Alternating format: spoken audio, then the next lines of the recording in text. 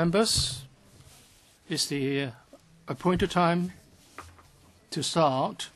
The last meeting ended late, so the Secretariat has been able to prepare the meeting room in the shortest possible time. Now we start our meeting.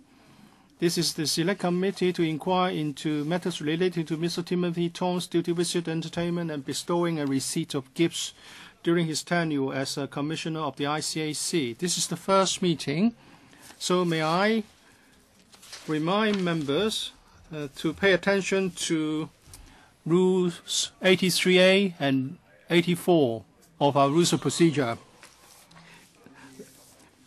83A has to do with pecuniary interests, and Rule 84 is about participation by members who have a pecuniary interest in the matters under discussion. But in respect of non-pecuniary interests, there are no such rules. So I would like to refresh members' memories about those rules. As regards declaration of interest in relation to non-pecuniary interests, if members wish to make a declaration of such interest, please do it in writing and give your declaration to me as chairman.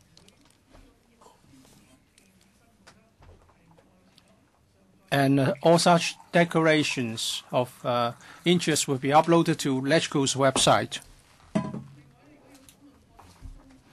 And in the course of discussion, if you have got anything that you think you should declare, feel free to do so. So, members, do any one of you want to make any declaration now? It's okay to do it later in writing. And I'll ask our clerk to upload your declarations onto LegCo's website. All right, item number 1, confirmation of the terms of reference of the Select Committee. On the 7th of June, we had a meeting. It's a preparatory meeting. At that meeting, there was a set of proposed terms of reference. Well, in the May, we would like to inquire into matters mentioned in the petition.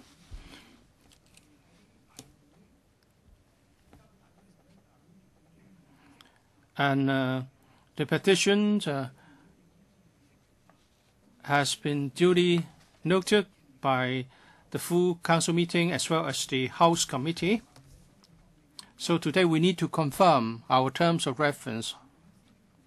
Please refer to CP 4892 12 13 bracket 01.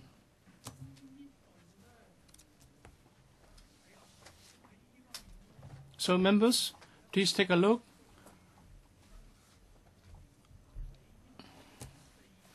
And in particular, please take a look at paragraph 4, which is from the Secretariat. Maybe our clerk can further elaborate. Paragraph 4 is about a sort of a preamble. That is, in describing the terms of reference of the Select Committee, we would like to explicitly state that this is to reflect the substance of the petition jointly presented at the council meeting of 8th of May 2013. Nothing substantial, nothing of substance has changed vis-à-vis the proposed one at the preparatory committee.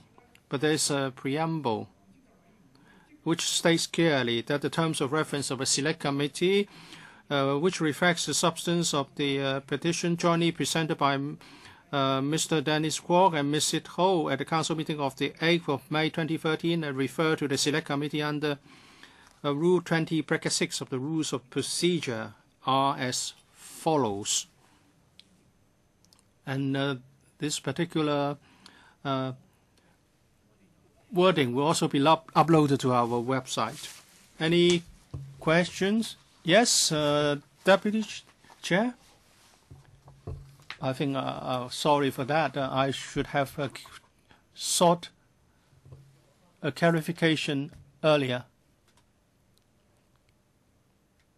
Please continue. Well, the light is on.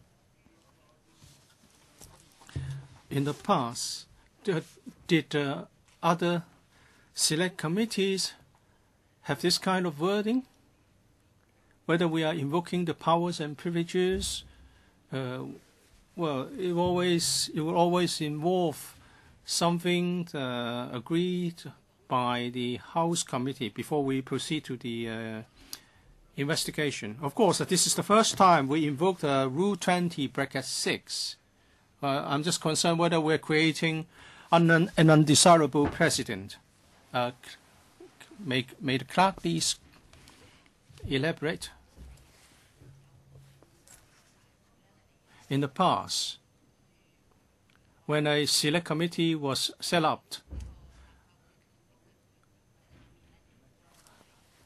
authorization would be sought from the full council meeting to invoke the Rule 9(1) so as to compel witness to attend our meetings and to testify. And the relevant terms of reference will be set out in the relevant resolution. And the same can be found in the website describing the select committee. And that can also be found in the report. And the terms of reference will always be the same as that in the resolution passed. But this time we don't have any power to compel any witness to come, so it's a different case. Yes, the select committee, this select committee does not enjoy the PMP. This is formed by way of a petition. So we need to express this particular difference. In the past, those select committees which were authorized to exercise powers and privileges did not have this in their terms of reference. Well, in principle, this should not be a problem, but I would like to get into the rationale behind, because this is something unprecedented. If it's just a repetition of the petition, I can understand. There's no need to explain or to elaborate, and you just talk about the petition. But last time we agreed to turn the contents of the petition into the terms of reference. And now we've given something, we're being proposed as something a little bit different. May I know a little bit more about the rationale behind? Legal advisor? Well, the main reason is that in many cases, as Mr. Chair has said, in the past select committee reports, there will be a dedicated page or description to the resolution. So we propose this reference to the petition to avoid confusion or misunderstanding. So whenever people read the terms of reference, they will know that this has to do with a petition. So my understanding is that the select committee rules that has the rules of procedure, how is that? It would be different from this. That is from my perspective.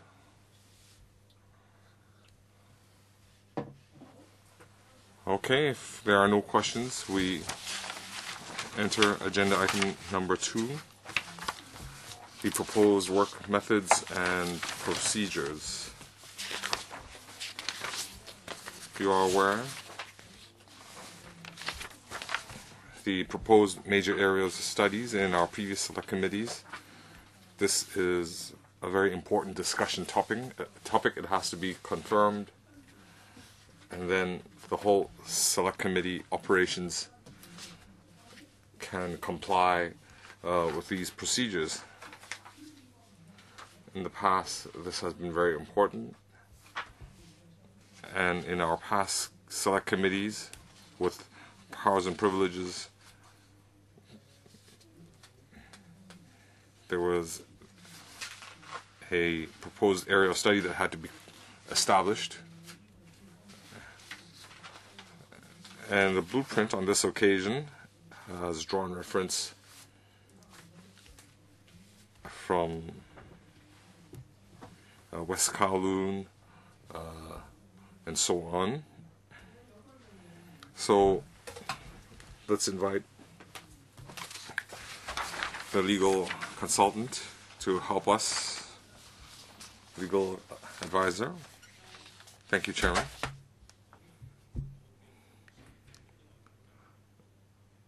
If there are any omissions, the Secretary can help us out. The proposed areas of study based on the terms of reference of the Select Committee as recommended by the Subcommittee to prepare for the operation of the Select Committee on the petition presented at the Council meeting. So what we have tabled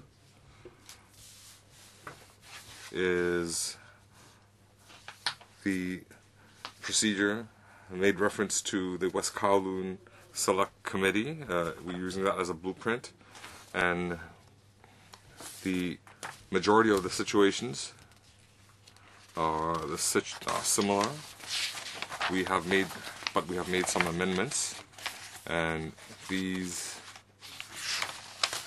include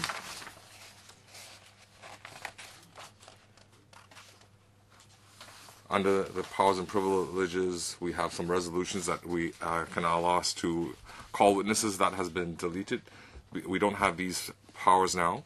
Another special area is in paragraph 16 of the paper on page 3 of our document.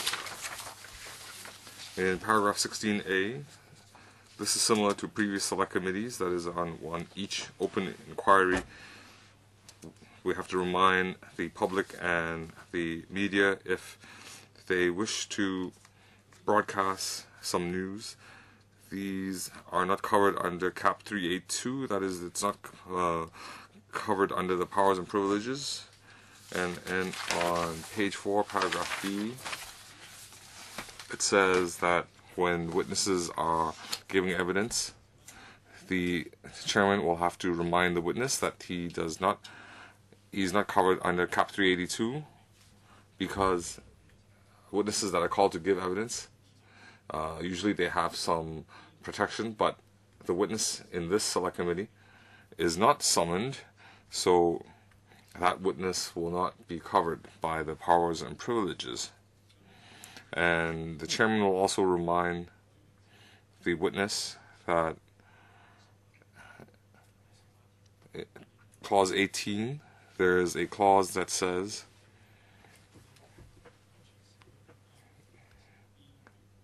this is in paragraph B, bracket 2, that is, anybody during the process of the inquiry, if they are to provide false evidence regarding material questions, or if they provide a misleading documents, then this is an offense. So that is a very special arrangement.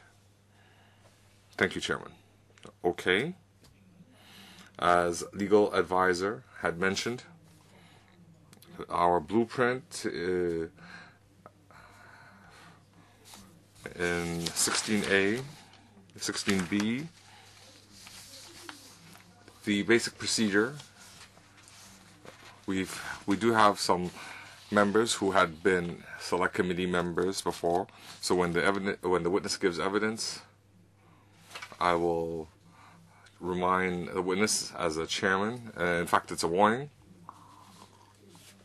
They need to be aware that according to Cap 382, Clause 18, that they are giving evidence, the information they're providing, whether it's documents, information, they cannot make false evidence, they cannot provide false information. If there's any intention to defraud the select committee, that is an offense.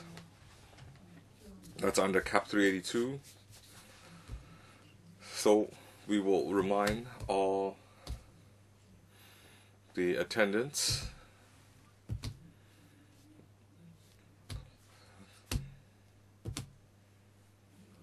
so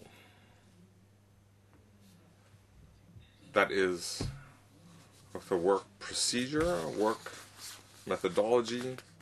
I think you've gone through the paper. Chairman, some colleagues might be concerned if there is a criminal prosecution or criminal investigation underway, then our select committee, in handling our work, what areas do we need to be aware of? I see in paragraph 19A, it mentions that if the DOJ, if there are criminal proceedings underway, they need to notify us or report. So, at the current stage, before we begin our work, should we request the DOJ provide such a report to update us on the current status, or if it's not convenient to disclose, then perhaps Chairman and Vice Chairman, you can follow up on behalf of us, and perhaps we can circulate the status internally and whether our work will conflict with the criminal proceedings. Yes, the Secretariat can follow up. I do have a supplement. Thank you, Mr. Kwok.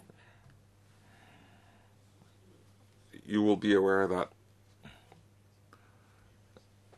in paragraph 19, these, at the current stage, as far as the Secretariat knows, we don't have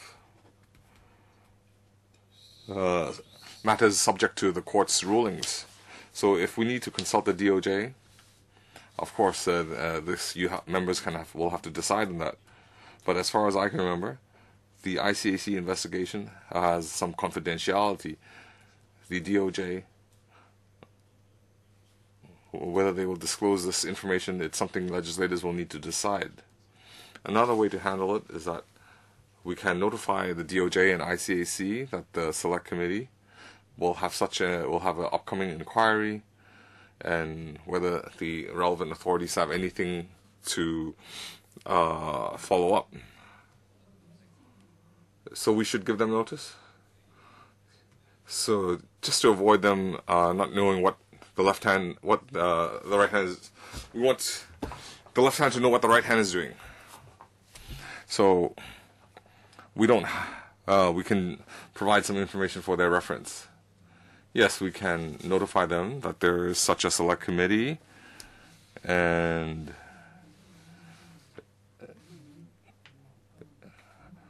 we would like to ask them to notify us of any progress. Any other questions? I'd like to clarify with the legal advisor. Our terms of reference include not just Mr. Tong's behavior, but the ICAC, how it submits information to the Finance Committee, how the ICAC submits information to ICAC. The legal advisor read out Cap 382 and the reference to the Select Committee. But on this occasion, whether they are providing documents or evidence, they are not covered by Section 14 of the Powers and Privileges. So the ICAC, when they provide evidence or documents, they are not given any coverage, but the documents they had submitted to Finance Committee, those might involve a criminal proceeding. So how are we going to handle this appropriately? Because they already had undertaken certain actions when they presented information to the Finance Committee, and these might be subject to a criminal proceedings. And they're going to be giving evidence, but they're not getting coverage on this occasion. So, do we have a criminal difficulty here? Legal advisor? Yes, I understand Mr. Chair's question. Yes, it depends on the inquiry who will be providing information. If the information provider is the same person who gave information at the Finance Committee, then that person, whether they would receive powers and privilege of protection regarding the provision of false information. And on this occasion, the witness will not have powers and privileges protection. That witness will need to seek legal counsel first before giving evidence. And if members feel it's necessary, we can authorize the counsel to summon the witness to give evidence. And this is something that legislators need to consider, whether they need to ask for authorization from the counsel to ask the witness to give evidence. So if the same witness is giving evidence, because we are investigating this matter, so that's a very high probability. So do we have sufficient protection for the witness, or do we need to do some work in the powers and privileges to ensure that the witness giving evidence has protection? Well, whether we need to invoke powers and privileges to protect the witness, this is members' judgment call. I don't rule out that a witness will come to give evidence, and whether there is a criminal liability, it really depends on the content of the evidence given, and Section 18 of Powers and Privileges has certain requirements for a person to breach the law. So, to put it in English, that might be fact sensitive. So we need to consider it at two levels.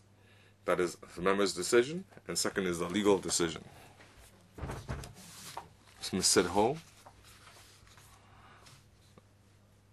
I just want to join the discussion. A lot of times people say that if they're telling the truth, they don't need powers and privileges. But what they gave in the past was incomplete, even though they're not blatantly lying. But if they are deliberately misleading, then the truth will out. So if they are telling the truth now, and if it can be proven that what they said in the past was false, then they should be given extra protection. Whether they put themselves in a disadvantaged position, that's something they need to consider. Let me supplement. Let's say an evidence, the witness has been given false evidence in the past, but if you look at Section 18, a key element is that, let me read the Chinese, it has to be on a material fact, where they provide a deliberately false answer. So the answer may be wrong, but if it's not done deliberately, then it may not be an offense under Section 18. As I've said, this is fact sensitive. It will turn on the evidence the witness gives and also the intention behind the way the evidence is provided. I don't think this is a question of whether the evidence is true or false. The question is to provide a suitable procedure to protect the witness. We should not force a witness to say something that may incriminate him in respect of a previous act. But of course, as the legal advisor has said, a lot would turn on whether it's deliberate or not. Well, I'm not advocating that we invoke the powers and privileges at this stage, but let's clarify the points. Can we offer some protection in respect of a witness in such a situation in the narrow sense, in a focused manner? Legal advisor? Well, the witness is not summoned to attend, and therefore the witness is not going to enjoy the protection afforded to a summoned witness. So it depends on the status of the witness and the way the witness is called to give evidence. So a witness who is not summoned is different from a witness who is summoned to give evidence. We need to consider this difference. On the same point, Mr. To? I think the legal advisor is saying that whether one is ordered to give evidence and the protection you get is is related.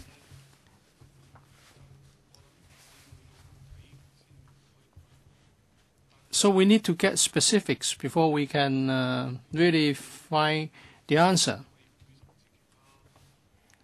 In a select committee or in some other meetings whereby the witness is compelled to tell the truth and who is not summoned.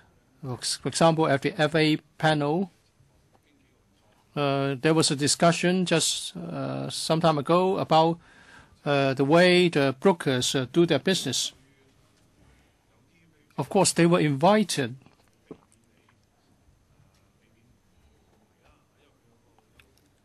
Government departments cannot stay away from our meetings because they are public bodies.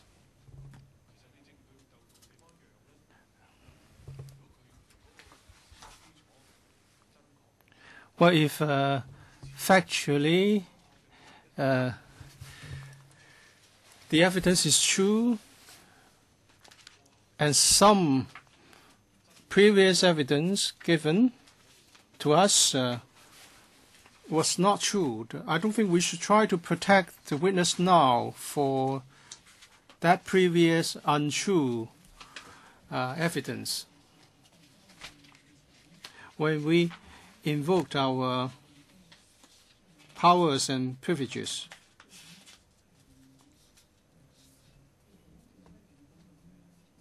and a witness comes on that basis, then the evidence the witness gives cannot be used in court. That's the protection, in my view. And now we do not have the powers and privileges to compel a witness to come. And if a witness comes to testify and give us false evidence deliberately in relation to material facts or issues,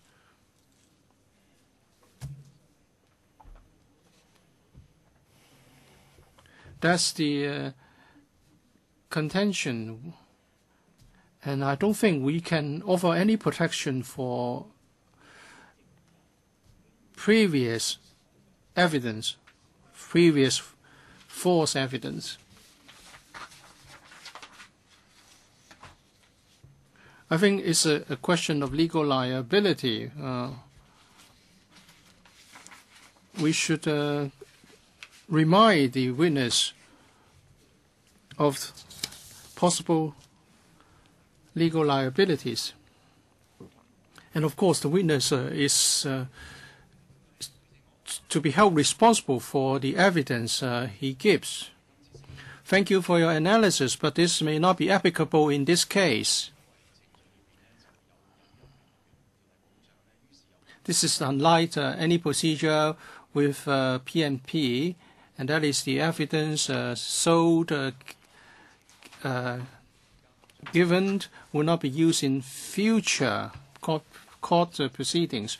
But I was referring to previous oral or written evidence, and that previous evidence was not privileged or protected.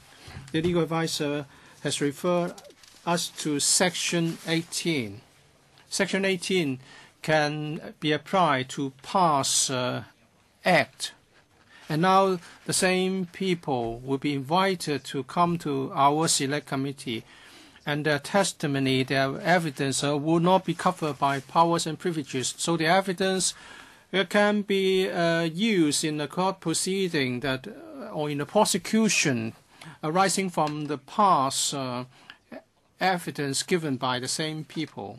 Or maybe the ICAC would send another team or a different people. But if the same person or people came, if those people who attended the previous meeting come this time, then we may have a problem with the protection. One of the, well, that was it was at the Finance Committee. Oh, sorry, yes, that was a Finance Committee. We got something from the government. The evidence was from the government. And under Section 18, the government is protected. But we are now inquiring into the question of who did this on behalf of the ICAC, who provided those documents or evidence to Legislative. Legal advisor, please.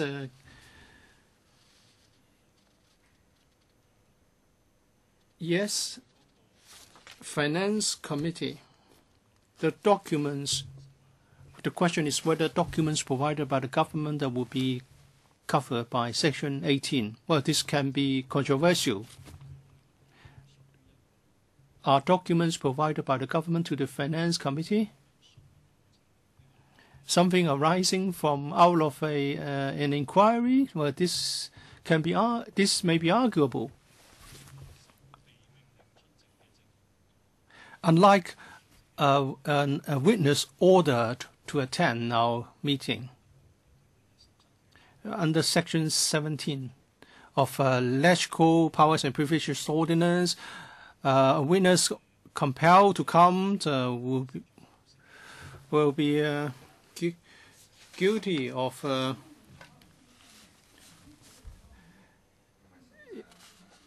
misconduct if he doesn't attend, unlike someone we just invite to come.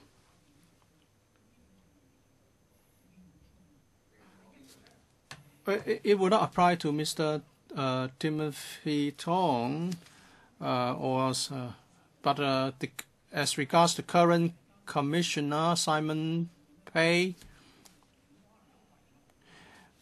in respect of submission of papers and documents, if there is any omission, whatever, I don't think that we can invoke Section 18 of the Electrical Powers and Privileges Ordinance.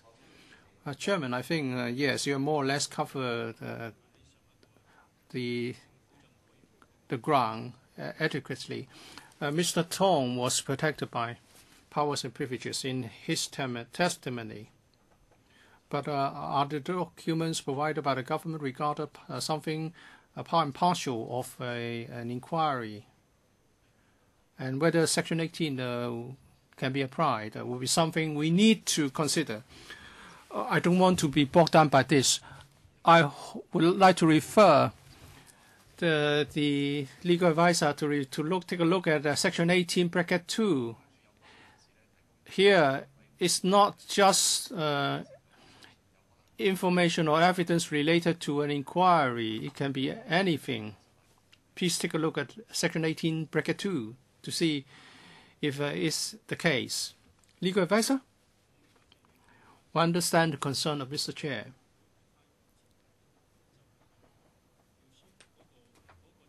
According to this subsection, well, it must be something that is false, misleading, or concocted, or doctored, and that is done deliberately to cheat the select committee before an offense is committed. So it depends whether the document so submitted falls under these categories. But I cannot really advise on the nature of the documents provided to us back then. I don't want to get bogged down here. I hope the officials attending our future meetings will understand the risk beforehand. It will be only just be fair to everyone. All right, legal advisor, please look into this. Actually, Mr. Ronnie Tong raised similar points in the previous meeting.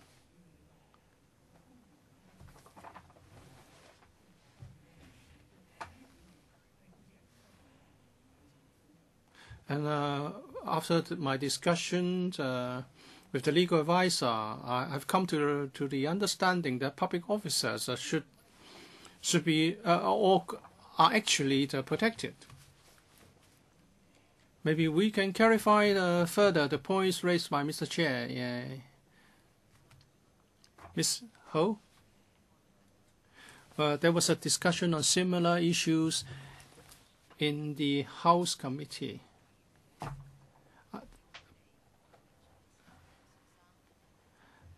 The DOJ issued a letter to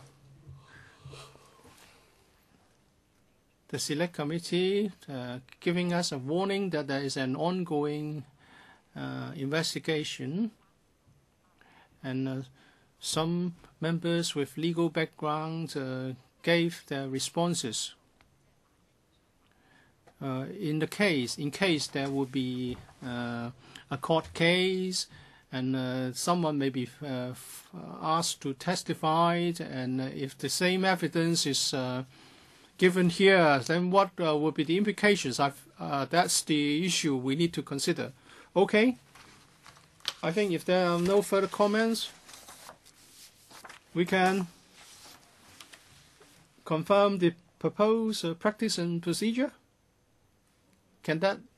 Is that agreeable? Okay. Okay, we can move on to the next item.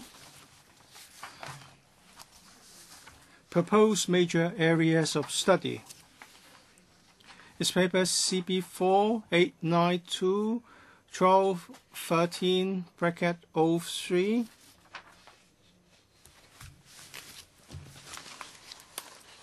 And FS 29/1213. Both have been sent to members.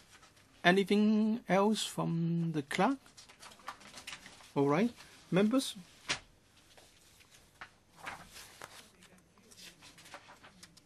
Any comments on the proposed major areas of study? Please take a look at the appendix. There are altogether 7 items. Under 1, there are 5 items related to Mr. Timothy Tong, and under 2, there are 2 items. There are 2 sub-items relating to the ICAC.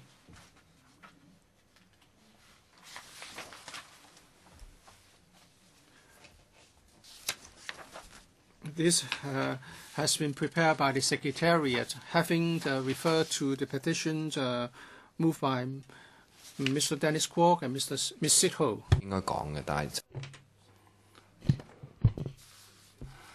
Should we write a letter to ICAC and tell them that we've established a select committee and these are our terms of reference? We should notify them of our TOR and that they should archive all information and documents because we will request them to provide that.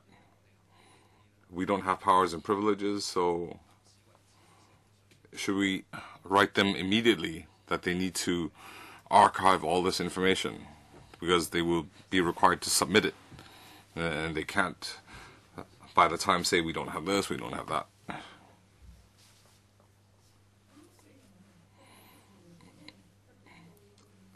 I think they already know. We already have a select committee. They would have to provide information. And they are a target of our select committee. Yes, we can write them a letter that they need to provide. They need to prepare for the inquiry. I'll let the chairman decide on the wording. Thank you, Mr. Kwok-him. It is necessary because the ICAC archival system is very independent. They don't need to submit a report to the archival unit. They can destroy documents on their own. In this surveillance bill, we had come across this issue. Mr. Leung Kai-chung, the PAC in the last couple of months have asked for a lot of documents from the ICAC. The PAC regarding PAC report number 60, we have not have a report yet and the documents cannot be disclosed, but when our report is disclosed, the majority of the documents should be open documents. So I hope that for smooth operations of this select committee and to save time for searching for documents, I would like Chairman to communicate with Mr. Abraham Sheck, the Chairman of the PAC, to see that at an appropriate time the PAC documents can be transferred to us wholesale, and please communicate as soon as possible. That's a very good idea. And item 4 is our proposed practice and procedure. We had discussed this, where to ask for documents and so on. In our next meeting, the PAC report should be about ready. And Chair, let me supplement. We forecast that. I recall Chairman said that by October, end or beginning of October, we'll issue the report. So we hope that from now till the next meeting, Chairman can communicate with Abraham Sheck. Thank you. Yes, we are aware we need a formal arrangement. Okay.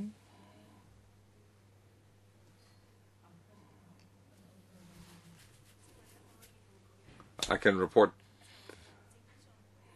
the PAC Chapter 7 report. Chairman and other members have touched on this, that we will submit the report by October. When the report is issued, if there are any documents attached to the report, these will be automatically made open. But at this stage, I cannot confirm whether all the documents will be attached. There might be some duplication of documents. And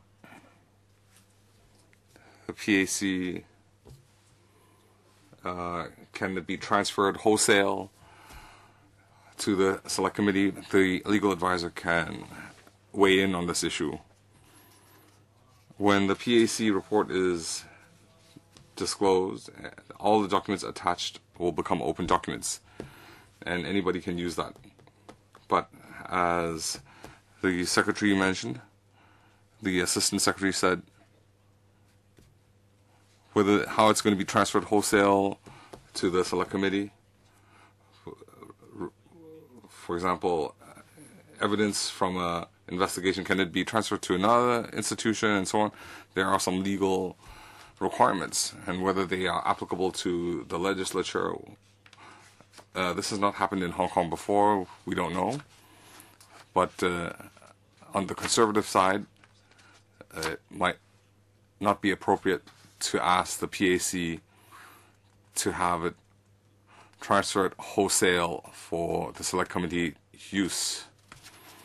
So even though we've taken a conservative approach, it doesn't rule out that the select committee could ask the relevant authorities to provide documents provided to the PAC for the select committee's consideration.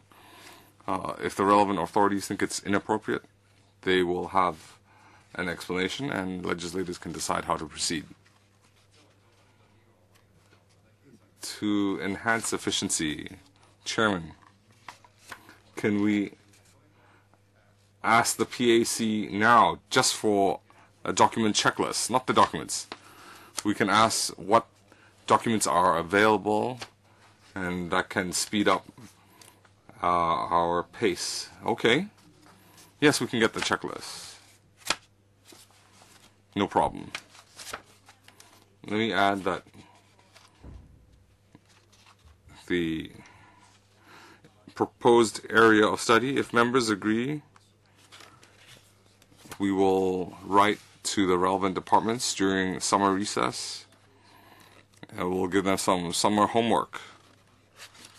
So when members return from summer recess, we can proceed with our work.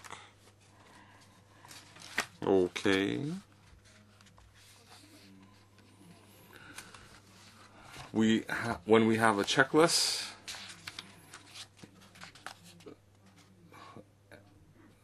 we can follow up with the ICAC.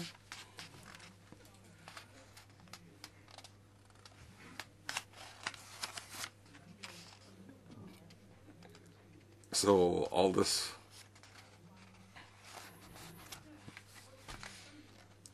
our following meetings, we'll have to review the report, and we also have to read the PAC report. So all these are unknown. So we forecast that we need to follow up.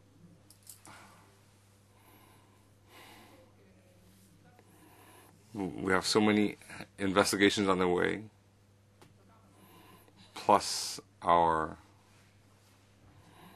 own legislative work. I think a lot of members will be out of town as well, so we will have to resume in October. So I think other reports will be available subsequently. So in our next meeting, when we have these reports, we can have a discussion to discuss whether more documents need to be submitted, and we can set the direction and timetable of our inquiry.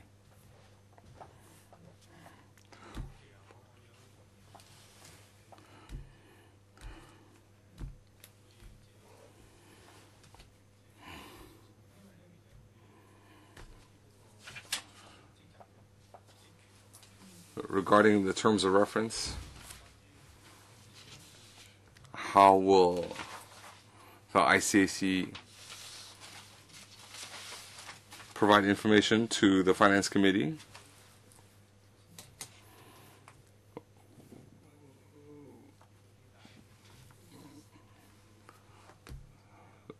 We have to examine whether this information was sufficient and how they submitted the information.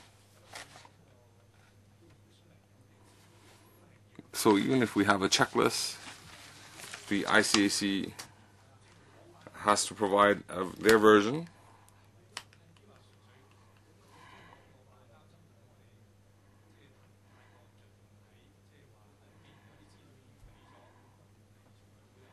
If some information has already been provided, do we need the ICAC to confirm that? So, will there be other impact if we just focus on the Finance Committee?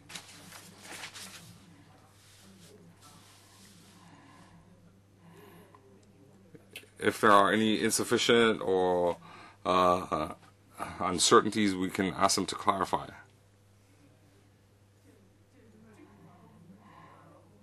That's already spelled out in the terms of reference. I understand, Chairman.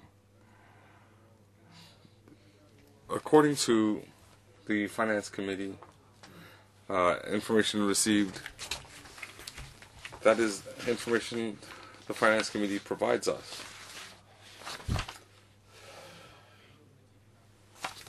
Or is it ICAC say that certain information was provided to FC? Thank you, Chairman. I think Mr. Tie's concern is whether we can rely on another committee's information to make a decision. So it's a judgment call. Which evidence is more credible, or decision can be made based on certain information.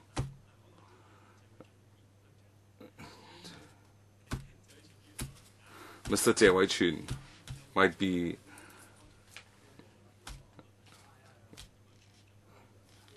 over-concerned. The Finance Committee documents are all open documents, and it's already available. Second, as Mr. Tie Wai-chun said, we can request the ICAC whether they had provided that information to the Finance Committee, and then ultimately the legislators will have to decide whether they will rely on the FC information or they should include the ICAC's confirmation.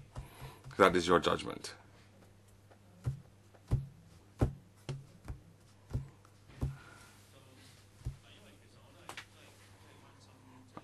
I'm concerned about our second part of terms of reference. We're supposed to study information that ICAC submitted to the Finance Committee. It says that we need to consider the probity and integrity. So even though we have a complete set of FC information, but how do you determine whether it's comprehensive and true? You need further investigation. The information is just laying there, but is it true and comprehensive? If it's so, we don't need the select committee. But if we need to conduct investigation, then we need further follow-up. And item B says we also need to consider the preparation and how it was considered. So I think this would require a separate investigation to complete this part. Am I right, Chairman? So I do have some consideration. How can we conduct such an investigation? We have to conduct in-depth investigation in order to achieve this result. 我哋喺職權範圍之下。 Under our terms of reference, we may need additional information. We may ask for additional information. As Mr. Low has suggested, we will look at whether the information is authentic. So it would be the next step. We ask for more information. We don't know how much can be made available.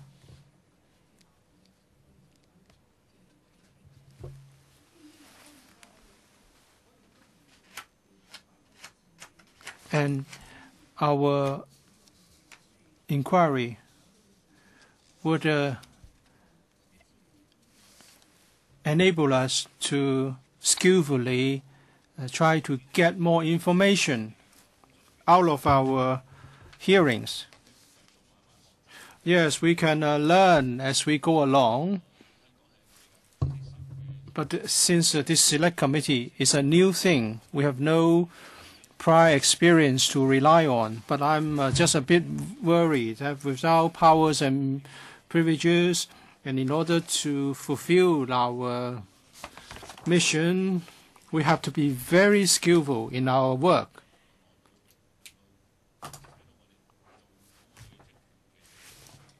And let's hope that we can get the information we need to complete our work. Mr. Paul Chair. Well, Mr. Timothy Tong did a number of things. He made wishes, he received gifts, he bestowed gifts, and then at another time they gave us some information, and then still at another time we wanted to conduct an investigation, and the government and the ICAC provided us with some documents, and now Mr. Kenneth Leung would like us to get hold of the papers submitted to the PAC or to the Finance Committee. And then we will also want to make sure that in the submission of the papers, documents back then, there was no omission or impropriety. All right, if there's no further comments, then members, what do you say about the proposed major areas of work?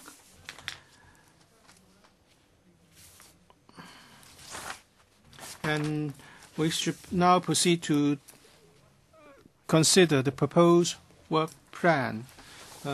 Broadly speaking, we're going to have 3 stages, with the clerk please explained. So we have stage 1, preparatory work, including the drawing up of the practice and procedure, and to work out the areas of study, and also to decide on the information to be obtained from relevant parties, and to analyze the relevant information. And then we also have to identify the witnesses to be invited and decide on the order of their attendance.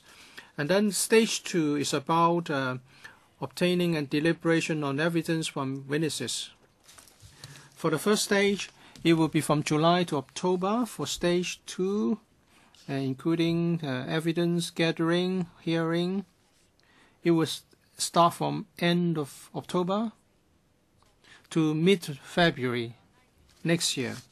After these 2 stages are completed, we'll proceed to stage 3, and that is for the select committee to deliberate on the evidence obtained and to draft a report. And this will last from later February to end of May 2014. So altogether 3 stages. Members, what do you say about the 3-stage work plan?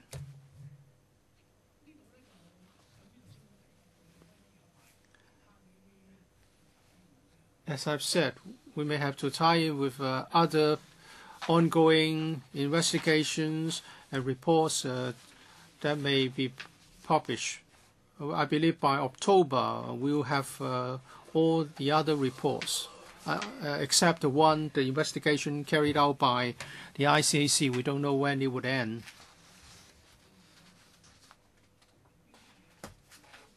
So let's look at the information we have already got and decide what else we need to obtain from the departments and parties, including the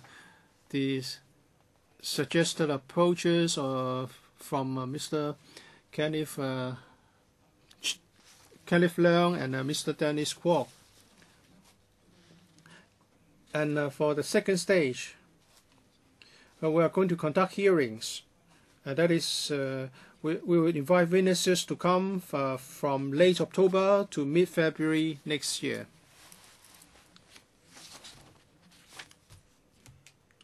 During this stage, we would try to ascertain the facts and the truth from the invited witnesses. Mr. Lo Wai Kwok, I agree with the work plan. And I would like to offer an observation. Previously, we didn't discuss when we should conclude the work of the Select Committee. But I believe it would be appropriate before the end of the next legislative session, we should complete everything. We should not go beyond the next legislative session. I believe this is a common wish of members. All right, if members have nothing more to say about the proposed work plan, we can now proceed to the last item on the agenda. Any other business? There's nothing under AOB. The date of the next meeting, yes? Please remind members.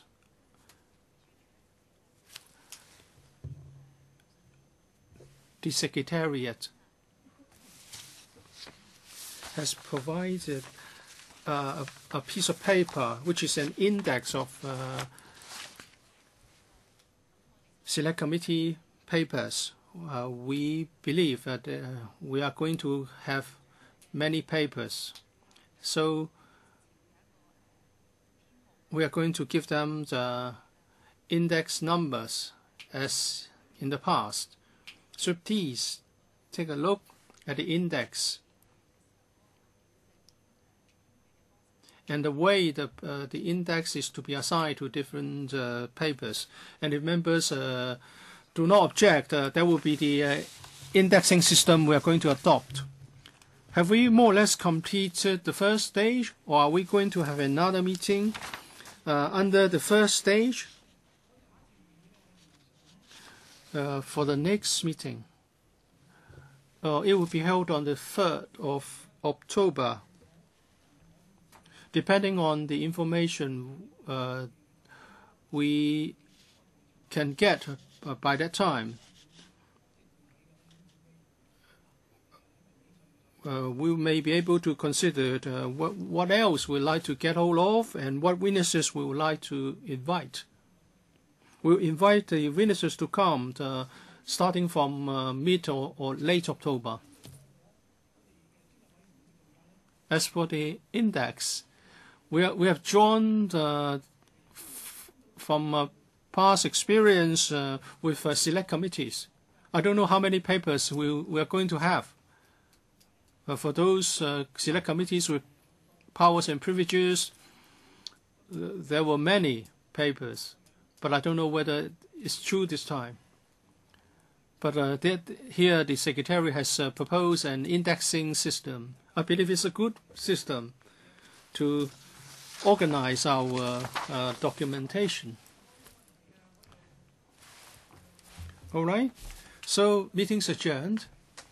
The next meeting will be held on the 3rd of October. It's Thursday. We'll start at 10:45 a.m. Thank you.